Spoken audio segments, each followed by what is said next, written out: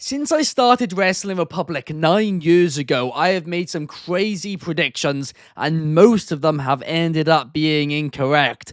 Well, in today's video, I'm going to try and predict the impossible and predict the next 10 WWE champions and the reasons why I'm picking each one. Before we get into it, if you could leave a like and subscribe, that would be very much appreciated. So the next WWE champion I predict is going to be Randy Orton. Now, as you guys know, I've been predicting Randy Orton versus Cody Rhodes at WrestleMania for a long time now. He was written off TV by KO, and KO is seemingly going to be feuding with Sami Zayn at WrestleMania. So what's Randy Orton going to do? I still predict somehow, some way he is going to enter that Elimination Chamber match. Maybe take somebody out beforehand, or somebody else gets taken out beforehand and he fails in last minute. I then think he's going to win that, and I think he's going to turn heel on Cody Rhodes. Yes, I want heel Cody Rhodes. Yes, I want Homelander Cody Rhodes. Yes, everybody wants that. But I think they're going to go the other way. I think Randy Orton is going to turn heel and win the WWE Championship. But if it doesn't happen at WrestleMania, I predict it's going to happen soon after there. I still think this is going to be the direction. So who's going to dethrone a heel Randy Orton? I predict a face John Cena. I think he's going to get the 17-time championship, and I think he's going to do it at SummerSlam. I mean, Cena is so close to that 17th championship, and the fact that he's currently drawn level with Ric Flair, and I honestly do think as years go on, they're going to kind of distance themselves from Ric Flair a bit more. I do think him being the person to win the most WWE championships makes the most sense. And then that brings us to who will dethrone Cena, and I think that is going to be Bron Breakker. Yet another passing of the torch. Now, I don't know if this is going to happen at his retirement event in December next year, or if it's going to happen maybe November, but I do think it's going to happen before he retires. No way is he going to retire with the belt, and I do think Bron Breakker is going to be the person who takes it. But at WrestleMania 42, I think we're going to see spear versus spear, and Roman Reigns will take that championship back. Bron Breakker, of course, at this point will still be a fairly young star. And yes, his main event in WrestleMania is a big deal, but he's going to need a huge star to do it with. And I think that is going to be Roman Reigns, who at this point, I predict will basically be in the Brock Lesnar role. He'll be on a part-time schedule like he is now, but he'll only, they basically put the title on him every time they need him. And I know a lot of people are going to hate that, but let's face it, look at wrestling history. In all major promotions, there has always been that guy they rely on when they need them to put the title on them. They don't need it, but the title kind of needs them. But I also predict Roman Reigns is going to hold the title because my next pick is Jacob Fatu. I think Roman Reigns is going to request to have Jacob Fatu be the one to beat him. And Jacob Fatu by this point will be even more over than he is now and even more of a star than he is now. So I'd say around SummerSlam 2026, around that time, maybe it'll be on a B pay-per-view, but I'm going to predict SummerSlam.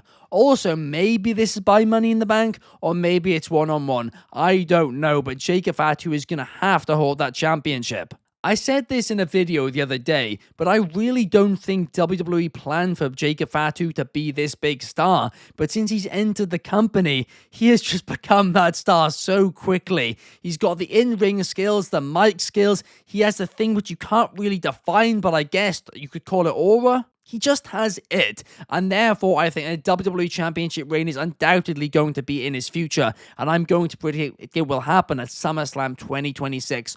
Or around that point. But I don't think they're going to trust him enough to hold it to WrestleMania. I said earlier in this video about, you always need a guy to put the title back on, and I do think that guy is going to be Roman Reigns, but I also think that guy is going to be Cody Rhodes as well. I think Cody Rhodes will win the title back at Royal Rumble 2027 against Jacob Fatu. Because then they are finally going to run it back. A match years in the making. Cody Rhodes, Seth Rollins, WrestleMania. They will finally settle their feud. Seth Rollins has never been able to beat Cody Rhodes, but he will finally do so on the grandest stage of them all, WrestleMania 43. Also, and this is absolutely crazy, but at this point, it will have actually been over a decade since Seth Rollins held the WWE Championship belt. I mean, it's less than that if you consider the Universal Championship, which it did merge with. But even then, at this point, it'll be like 7 or 8 years. So that is absolutely crazy, but he undoubtedly deserves another reign. And I do think he's going to get another couple in his career.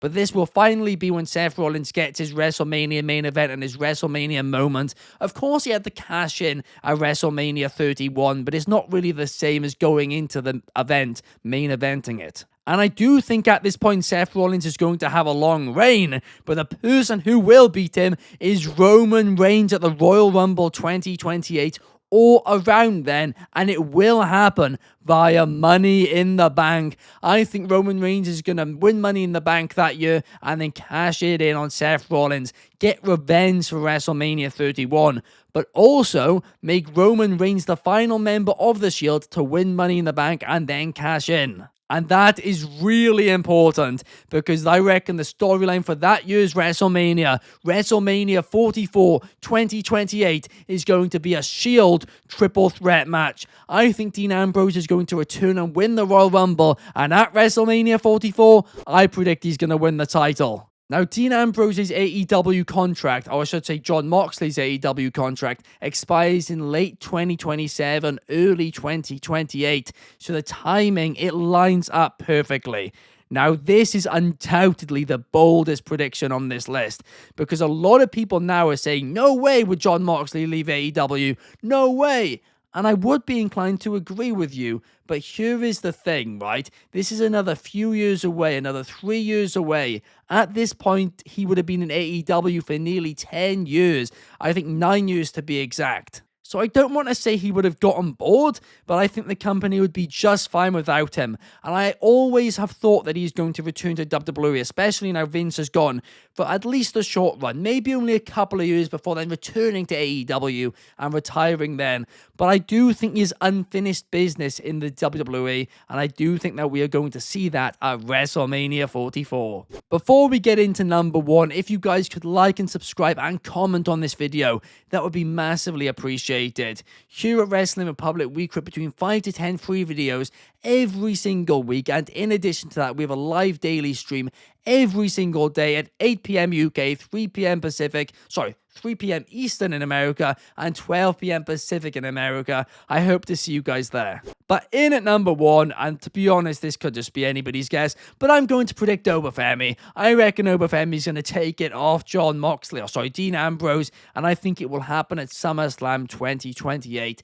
I mean, for this one, there is less logic in it than any of the other ones on this list, but Oba Femi is going to have to be a WWE champion in the next 5 years or so. Surely that has to happen, so I'm going to predict it will happen at SummerSlam 2028. Now, of course, before then, he could win the World Heavyweight Championship on Raw or SmackDown, wherever that title is, but I do think he's going to win the big one fairly soon, and I'm going to say SummerSlam 2028. Right, let's come back then in 2028 and see how many of these I got right, because I imagine I got an awful lot of them wrong, but we will have to wait and see. Again, if you guys did enjoy this video, let me know your thoughts down below. Let me know your top 10, well, not top 10, your next 10 WWE champions, and let's see if we agree on any or if we completely disagree.